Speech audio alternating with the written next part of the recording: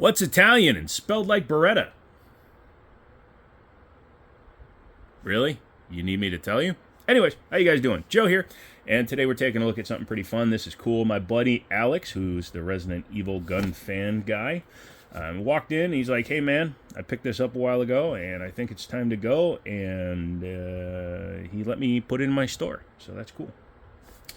Don't know the name, though. I can't tell you anything because this is YouTube. You're not allowed to promote places that sell firearms, so we won't be saying anything about it, will we?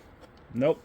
Inside this box is a really cool firearm. It's one that I hadn't seen before and didn't realize how special it was until he said I could take a look at it, and that's what we're going to do right now. This is the Beretta Model 92 FS Inox Ghost. So all that's a little bit complicated. I'll let you know what all that means in just a second. First, let's go ahead and lock it to the back so you can see that it's empty. Drop the slide, decock it, and set it down and take a look at the box. Has a hard plastic surround for each individual shape. It also has a little bit of foam in here to hold the firearm in. Also has the same foam up top with their logo silk screened into it.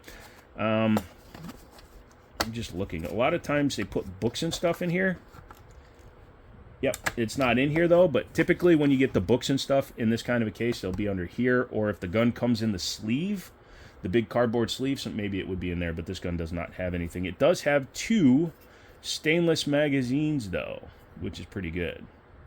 Peanut butter mags. Peanut butter jelly time, peanut butter jelly time. But let's go ahead and talk about this again. So, it's a 92 FS. That's your standard Beretta 92. Also the M9's based on it, etc. This one also happens to be the Inox, which means that it's the stainless firearm. On top of all that, it is also the Ghost edition. Yeah, I don't know if that's like an internal name or it just became common, but if you look these guns up on like Gunbroker or Arms List, places like that, research only YouTube, not saying to buy them there, but if you look them up, they're all under the Ghost name, so I'm going to use the same name. What makes this gun a Ghost?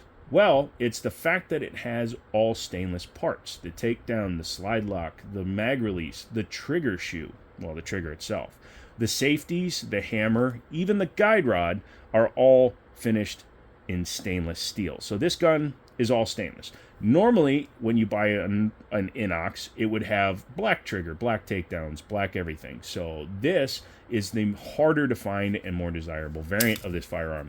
Even the mags are stainless, which is, again, hard to find. This one mag base plate, I'm not sure if that's factory on it, but boy, does that match the gun good, don't it?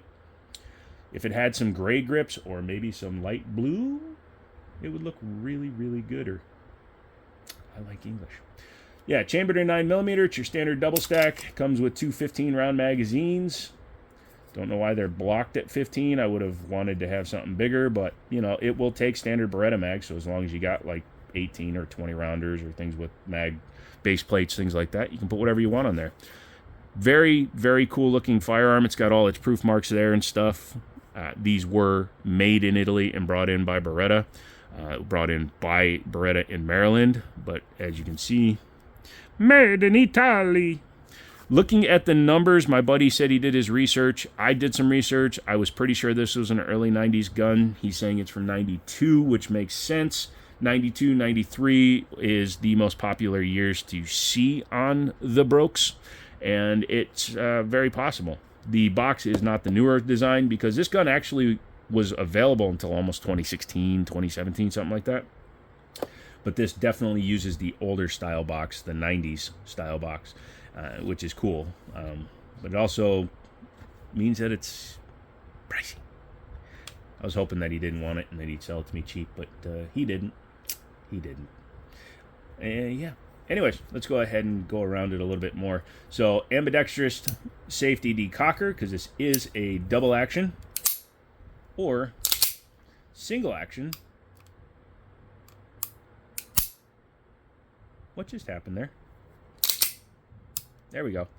Single action pistol. I don't know why. Maybe that was my own fault. Did I have the safeties down? Tell me in the comments. But yeah, that threw me off there for a second.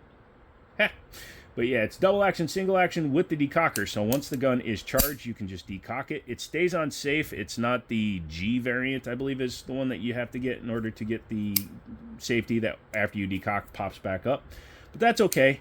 This gun was designed to be carried hammer down, safety off, with a heavy first pull. Yes, you could theoretically carry it like that, but that would be the stupidest thing I've ever seen a human do.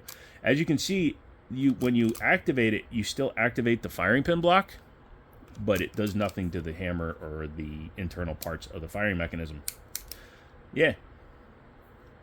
The trigger is pretty solid. In double action, make sure it's fully decocked. Very heavy, as a double action should be. It's smooth. Sorry, I'm doing this for the first time with you.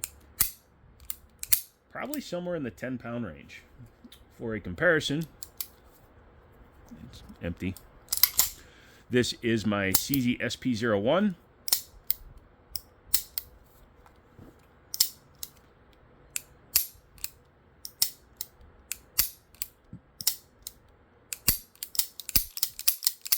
You be the judge. I think the SP01 has a lighter double action pull, but that's okay. So after you fire your first shot and the firearm cycles, you get a reduced second shot. You can see how much further back in the trigger guard the trigger actually is. Gives you a much lighter pull. You can see that when you pull, it does activate the firing pin safety. I believe that's what that's for. We'll double check when we're in there, but I'm pretty sure because it's sitting right along the same line as the firing pin. But then your pull is chef's kiss. Let's go ahead and try that again. A little bit of take up, wall, and break. Now, if that's 5.5 pounds, I'd be surprised. It might even be lighter. The overall look of the gun has the open top with your dropping block system in there. And this guy is smooth, as you would hope it would be. Now, there is sometimes an issue with a full stainless gun where you can get some galling between the slide, the barrel, and the frame. This frame is aluminum, so that eliminates part of the issue, which is pretty nice.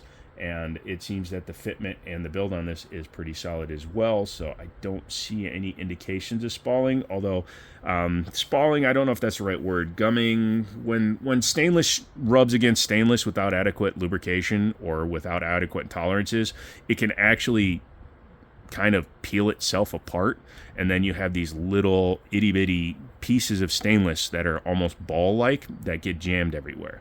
It's actually why AMT had so many problems with their original hardballer, their 45 ACPs. They would kind of just fill you up with crap and then jam up. Interesting, though. Standard black grips. Again, I don't know why they didn't do something funkier. I understand this was not a super expensive firearm when it was new, but I still would have taken the effort to do something in like a light gray to go with the rest of the gun. Has a small hole in the lanyard. Don't go on Wikipedia. Some guy has been making additions to articles and keeps calling these lanyard loops on all of them. That's your lanyard loop. But yes, they say any gun that has a hole in the hammer is for a lanyard. Are you really going to put a lanyard on a hammer? Think, children. The backstrap is the traditional Beretta style. It's not the more modern M9, A3, A4, etc. It's comfortable in the hand for sure.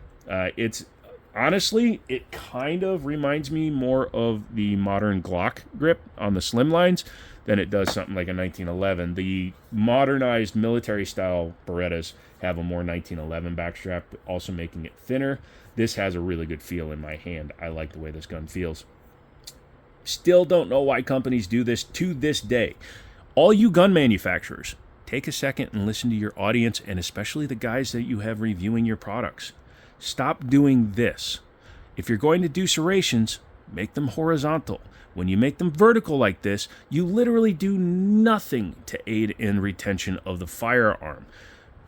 Some people will say, oh, that's just if you have wet hands, the water will go into the channels. It'll do that with real checkering too, you goobs. The problem with vertical serrations on a surface that is designed to be held is when the gun recoils, it's going up and down. It's not going hurt, hurt, hit, hurt. So please, all you manufacturers, because there's still guys doing it to this day. I'm looking at you, Gerson. I know you do it on your base regard. they need to add horizontal checkering or just use horizontal checkering. This is absolutely dumb. The minute I own these kind of guns, they get skate tape. Where's my Tanfolio? So this is my Tanfolio Witness, and I wind up having to put Talon tape on them because this has the same problem. It just has straight up and down serrations, making it stupid to hold. By the way, looks good with DWX grips, doesn't it? Twix! Man, you sit there. All right, so this is a Beretta, meaning they're super easy to take apart. Do you want to check out the internals? All right, let's do that. In order to do that, I've already shown that it's cleared like a billion times, so I'm not scared about putting my hand over it. Let's go ahead and lock it open, show you that she's clear. Also, while we're in here, we're going to take a second, put our finger on that button. Oh, we got to do it when it's a little bit more close, sorry. There you go. So pushing that button unlocks the takedown because it would be kind of easy, especially if you have a high grip, to just push it down. So it's good that they have a button they have to push. And then you can gently it. Pretty cool. We'll take a look at the frame in a second. These are not captive, so be careful. If you've seen any of my older shorts videos, you will see the video where I get knee capped with a guide rod out of my Beretta 90-2. Son of a bitch bounced off the couch and hit me in the knee, and it had a much heavier guide rod. Go ahead and, in order to drop it out, because the locking blocks are actually on the side of the barrel, you have to push in the tab here, or the rear button on the barrel end, the bell end, and go ahead and drop that out. Go ahead and set that down. And let's take a look at the slide real quick, and yep, that is the drop safety, firing pin safety, whatever you'd like to call it. I was correct. Safety's on the side. The overall build on it is really cool. The thing I like about Berettas is you can interchange and intermix a lot of parts. So theoretically, you could put this on a new frame and have a stainless look. Not that you would want to, but, you know, hey, boredom is what boredom does. Taking a look at the frame. Like I said, it's aluminum. It weighs the same as the barrel almost, which is fine. Some people complain about guns having aluminum frames or aluminum frames. I'm American, so I'm going to say it however I feel like. It's a cow. And some people say they should all have steel frames. Some people say they shouldn't. There is a steel frame variant available. You can tell the difference because you can see there is a coloring difference. Even on camera, you can easily see it. In real life, it's just as obvious. When it's a full stainless gun, it will match the slide. I don't care. I really don't. Some people say aluminum is less strong and it won't hold up over time. I call bullcrap on that because there are guns from this era that have 30, 40, 50,000 rounds through them, and they're perfectly fine. Just stop being a wuss, and let's face it, and you guys need to face it, none of you are going to put 50,000 rounds through one of these. You're not. The fit and finish of the rails and everything to the slide are really exceptional. I like all of that, and it works well. The ejector is pretty stout. Look at that big-ass blade right there. Comes to a rather thin point, but it's pretty impressive.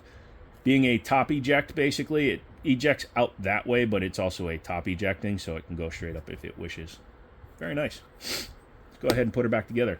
Oh, wait, let's take a look at this real quick. So the way that this system works is when the gun is locked up, right? This is all up in this position. When the gun fires, it moves back just enough for this to interface with this rear wall. When that happens, it pushes, allows the block to fall, and then it allows the slide, it drops this whole thing just a little bit, and it allows the slide to continue on its merry way. When the gun comes back, it pulls up and everything resets. These can break on older Beretta models. I gave my buddy a Beretta Model 51. You guys have seen it on the channel before. It had a broken dropping block in it, and it didn't work because of it. But these are super easy to replace. You can see how easy, if you just push in the pin, you can slide it right out. We're not going to do that because it's annoying to rebuild them. All right, take your barrel, take your frame, take your slide, take your gosh. Darn it, I said the wrong thing again. The dyslexia is strong with this one. You know, it was really sad when I had to tell my parents that I have sex daily. But anyways, go ahead and put that back in when it's in place and the block is in its up position. You can see it will retain the barrel in the slide. Take your guide rod. I am pointing at my junk with the guide rod, so I'm going to turn it this way. Like I said, nobody needs to get struck in a place of ill repute. Take your guide rod. Make sure she seats down there like that. I usually do it this way. It just makes it easier to manipulate it. If it has a way to retain it, which almost all guns should, I I had a PT of 111 where it would just fall out. But it will hold itself like that. Take your frame and your slide. You're going to mate them together like it's their third date. Yes, gentlemen, wait till the third date unless you're a man whore. Make sure your drop safety is, firing pin safety is down. There we go. And then when you pull back, you can lock it in the open position and doink, deep bolt. Gun is now reassembled, and we can set it back in the box. We'll back it up just a little bit and stick that there. It's just a pretty cool set piece there. I wonder what that does when you type that into your Google. No idea, though, but you should check that out. Type that in your Google. So that is the Beretta Ghost. Pretty interesting firearm. I really do like it. I'd like to add it to my collection if my buddy takes the right amount for it. But yeah, I'm going to get rid of it for him, either into my collection or into yours. Come along if you want to see a range video. I'll see if I can take it out and shoot it. That might also make my decision on whether or not I take it. Come back for another video. Thumbs up, likes, subscribe, all that stuff. Live streams 3 times a week. We do insane stuff over there. For money. I'm a whore. But at least I'm cheap. Come back for another one. And as always, I'll talk to you later.